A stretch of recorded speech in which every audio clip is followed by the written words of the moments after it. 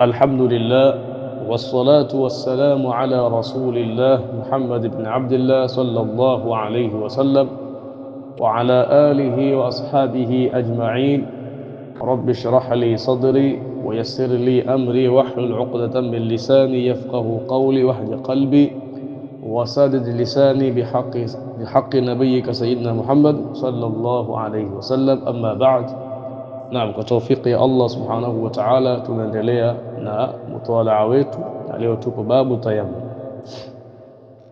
Anasema mtunzi rahimahullahu ta'ala, an Imran ibn Husayn radhiyallahu anhu, kumepokelewa kutoka kwa Imran ibn Husayn anna Rasulullah sallallahu alayhi wasallam, ya kwamba mtume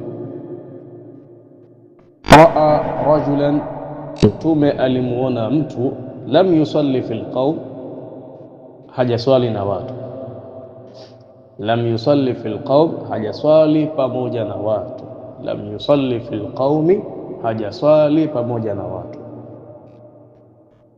Bila shaka ni sahaba katika masahaba zake, kaona wameswali, lakini yeye kwenye kuswali kwake amejitenga pembeni, hakukaa katika safu ambazo alipaswa akae.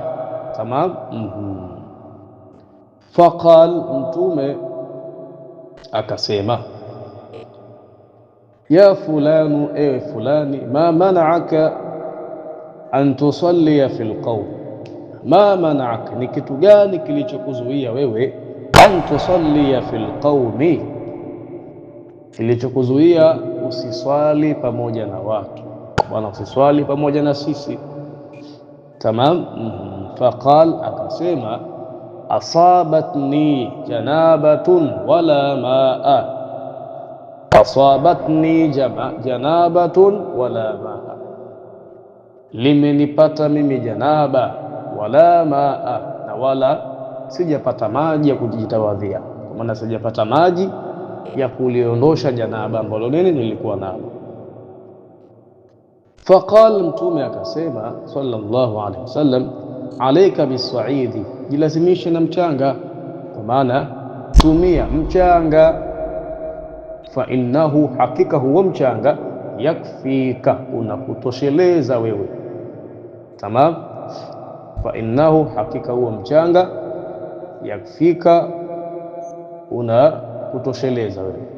Na hadithi hii inatueleza wazi kwamba kumbe hata janaba linaondoka kwa kutayamamu. Tamam. Na huyu bwana mkubwa, kwa nini hakutumia mchanga? Kwa maana kwa nini hakutayamam katika nini kuondosha janaba? Kunachukuliwa machukulio mawili. Chukulio la kwanza, kunachukuliwa kwamba pengine yeye hakujua kama kuna kutayamam. Sawa, sababu inakuja hadithi katika hadithi kwamba tayamam, yani mchanga ni tahara ya mtu katika umma wangu, hata kama hajapata maji miaka kadhaa, miaka 10 na miaka 20 na mtu katika umma wangu akitumia mchanga, basi na huo mchanga unafaa katika tahara zote, iwe ni janaba, iwe ni nini, zote ni mchanga tu, na mchanga wenyewe atapangusa tu wapi? Usoni na mikononi basi. Kwa kunachukuliwa kwamba yeye hakufikiwa na maneno hayo ya mtume sallallahu alaihi wasallam yaliyokuwa yakielezea nini, yakielezea kuhusiana na mchanga, kutayamma. Lakini chukulio la pili, kunachukuliwa kwamba huenda alifahamu kwamba kuna kutayamam, lakini pengine yeye alijua kutayamam ni katika upande wa udhu peke yake, yani ni tahara ya udhu peke yake, lakini si tahara ya nini, si tahara ya kuondosha janaba. Tamam.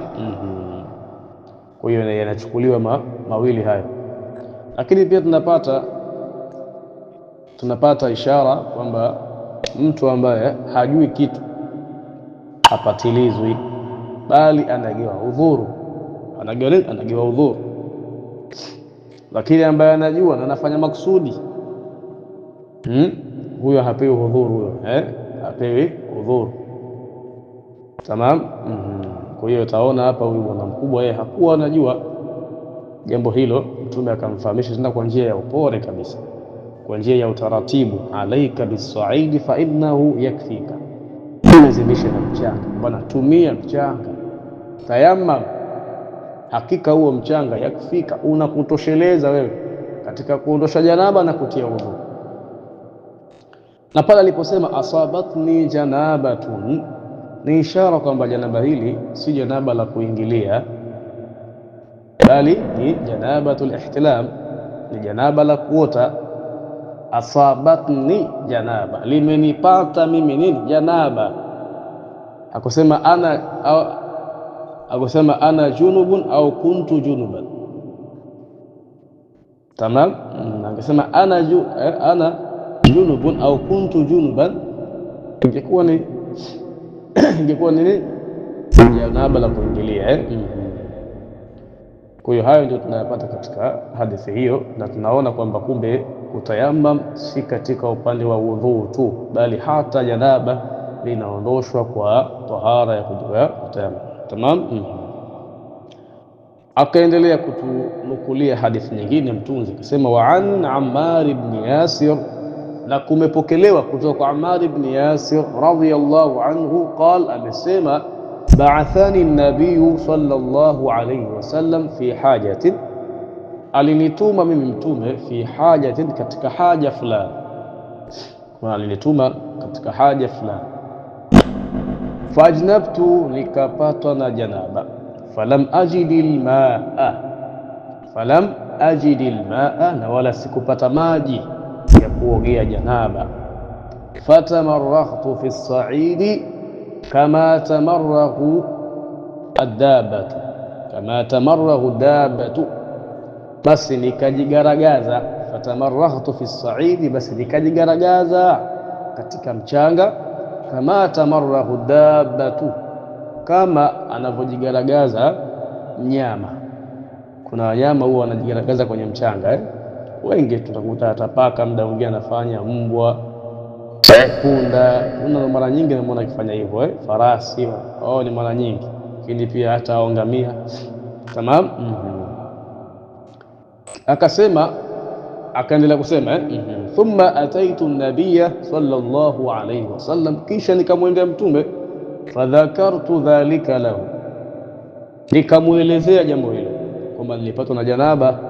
Hii pia inachukuliwa kwamba ni ile janaba ya nini, ya kuota. Tamam. Nilipatwa na janaba mimi wakati ulivyonituma katika ile haja fulani. Mtume akasema innama yakfika an taqula biyadaika hakadha, hakika kuna kutosheleza wewe antakula, kufanya. Antakula nini? Kufanya. Antakula yapo kwa maana ya kufanya. Innama, hakika si vinginevyo, yakfika, kuna kutosheleza wewe antakula, kufanya, biyadaika, kwa mikono yako miwili, hakadha, namna hii, maana baada ya mtume kumwambia hivyo Ammar akaanza kumuonesha vitendo. Sawa sawa. Sasa mpokezi wa hadithi anatuambia thumma daraba biyadaihi al-ardha. Mpokezi wa hadithi sawa, anatuambia mtume baada ya kumwambia Ammar kuna kutosheleza kufanya hivi, akawa anamuonesha kivitendo. Sasa hivyo vitendo mpokezi ametunukulia kwa kusema thumma, kisha mtume daraba biyadaihi al-ardha, akapiga kwa mikono yake miwili chini ya ardhi, darbatan wahidatan, pigo moja. Thumma, kisha masaha shimala, ndio thumma, kisha masaha shimala ala al-yamin, sawa, akapangusia kwa ule mkono wake wa kushoto, ala al-yamini, juu ya mkono wake wa nini, wa kulia. Wa dhahira kaffaihi, na juu ya viganja vyake viwili. Wa wajhahu, na juu ya uso wake. Tamam. Kwa hiyo utaona kwamba mtume sallallahu alayhi wasallam katika hadithi hii anamfundisha Ammar ibn Yasir kwamba wewe ulivyosikia kutayammam, ulivyosikia kutayammam na ulivyoielewa hadithi ya kutayammam, ulielewa ni kujigaragaza katika mchanga. Hapana, si hivyo. Sawa, kutayammam si hivyo. Tamam, kutayammam si hivyo, bali kutayammam ni hivi nilivyokuelekeza mimi. Kwa hiyo yeye Ammar ibn Yasir alijua kutayammam, alishaelewa ni kukusudia mchanga, sababu tayammum ni maana ni kukusudia, tayammum maana yake ni kukusudia mchanga. Sasa Ammar ibn Yasir yeye akajua na akaelewa kupitia hadithi hiyo ya kutayammam kwamba nini, ni kule kujigaragaza mtu katika mchanga. Kumbe si hivyo. Sawa, kutayammam ni mtu kutia nia kwanza. Sawa, nawaitu istibahata fardhi salah. Sawa, kutia nia kisha ukaukusudia mchanga maalum, sio mchanga wote, mchanga maalum kusanya. Ni jambo nadhani nafahamika Kisha ukatekeleza yale yote ambayo nini yanatakiwa katika kutayammam, lakini sio vipi, sio kujigaragaza kwenye mchanga kama wanavyojigaragaza wanyama. Kwa hiyo Mtume sallallahu alaihi wasallam pia tunaona hapa akampa udhur Ammar, akumwambia kwamba kamuelekeza, kajua hajui. Kwa utaona pia kumbe maswahaba radhiyallahu anhum wapo miongoni mwao walikuwa wakipokea hadithi za Mtume, lakini uwazi wake walikuwa nini, bado hawaufahamu. Na ndio hivyo ilivyo, maswahaba radhiyallahu anhum walizidiana katika nyanja mbalimbali. Tunaona Zaid, yeye alikuwa ni bingwa na alikuwa ni mjuzi zaidi wa ilmu ya mirathi. Sawa, baadhi yao walikuwa ni mujtahid na baadhi yao walikuwa ni muqallidun, wanawafuata wale wenye kujitahidi katika wao. Haimaanishi kwamba eti kamsikia Mtume basi ndo ashajua yeye. Sawa, ashajua, ashaelewa. Hapana, walikuwa wanajua, mimi nimepokea hadithi, lakini fulani anajua zaidi fiqh, fulani anajua zaidi mirathi, fulani anajua zaidi kadhaa, anamfuata na akijifunza kwake na akichukua mafuhumu na kila kitu. Sio mujarrad wa kuona hadithi tu basi na kwamba hadithi hiyo ni sahihi basi ukaifanyia kazi tu. Hapana, rudi kwa wanawazuoni uangalie wameelewa vipi na wameifanyia kazi vipi na wameichambua vipi hadithi kama hii. Tamam.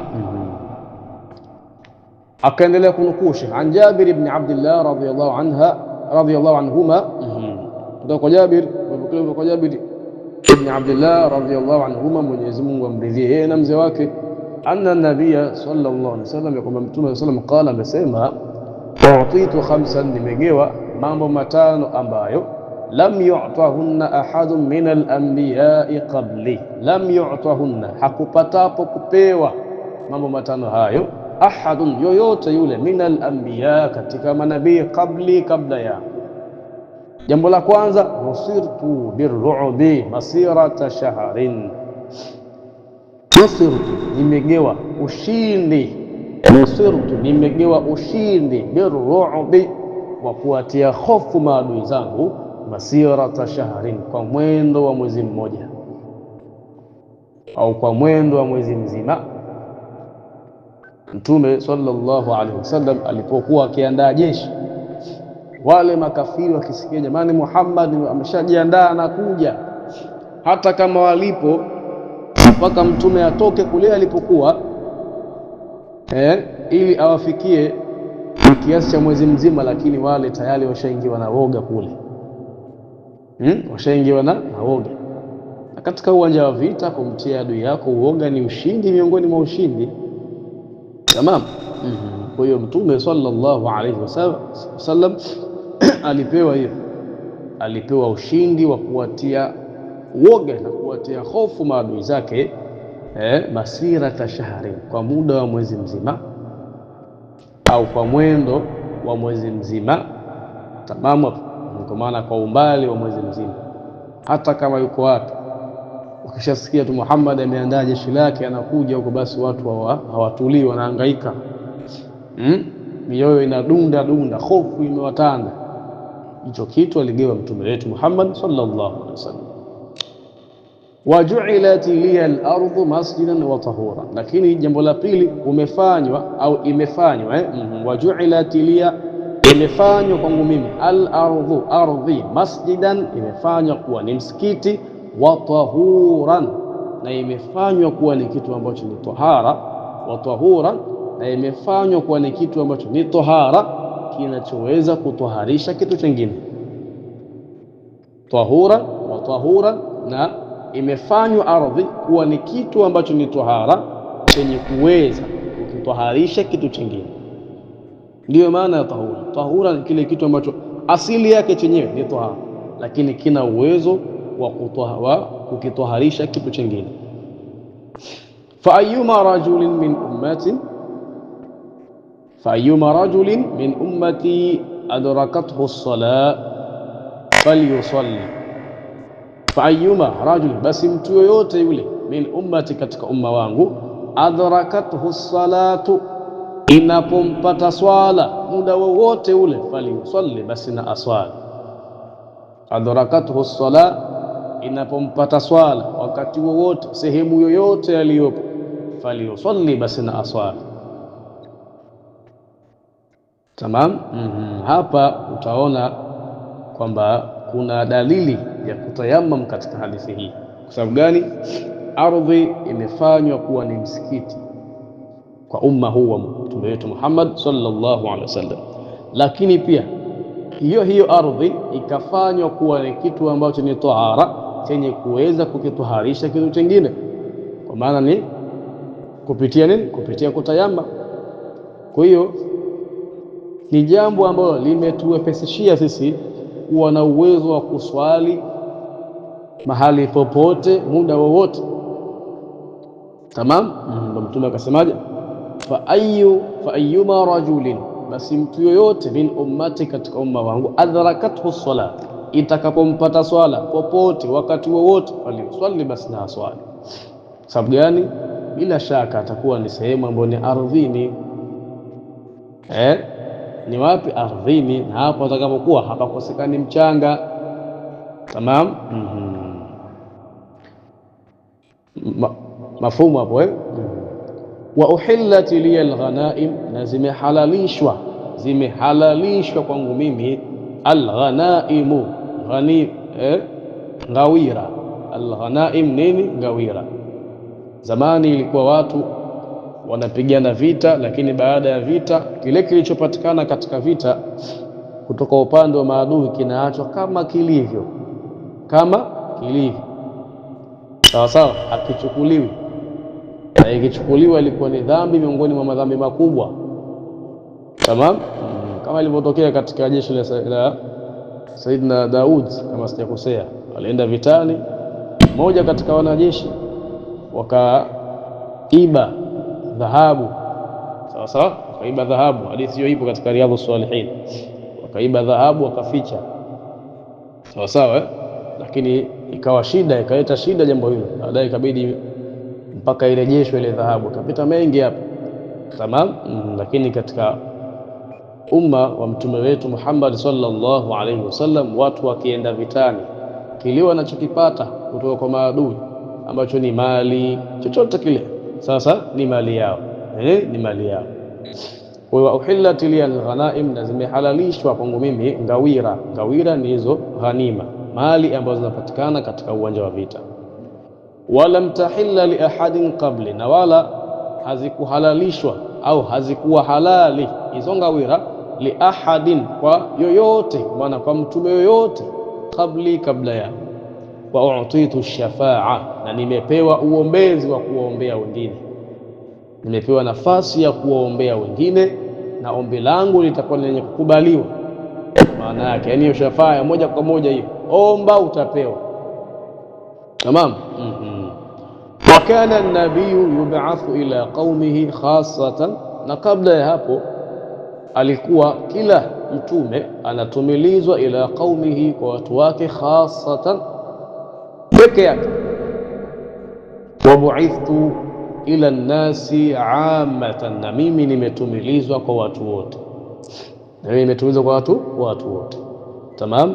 Ilikuwa zamani manabii wanatumilizwa kwa watu wao maalum tu, kwenye vitongoji, kwenye makabila, kwa maana ule ujumbe anaopewa na Allah subhanahu wa ta'ala unakuwa unawahusu wale watu wa kabila lake au wale watu wa kijiji chake tu. Ikiwa itatokea mtu mwingine atapita kwenye kijiji kile akasikia ile da'wa, hata kama hakuifanyia kazi, hapatilizwi, hapati madhambi, lakini kwenye umma huu wa mtume wetu Muhammad sallallahu alayhi wasallam, yeye ametumilizwa kwa watu wote, kwa maana watu wote ni wajibu kwa wao inapowafikia da'wa ya mtume wetu Muhammad sallallahu alayhi wasallam waitikie na waingie katika Uislamu. Wasipoingia wanakuwa wamekengeuka na wameenda kinyume na maagizo ya Allah subhanahu wa ta'ala. Tamam. Huo ndio mlango wa tayammum.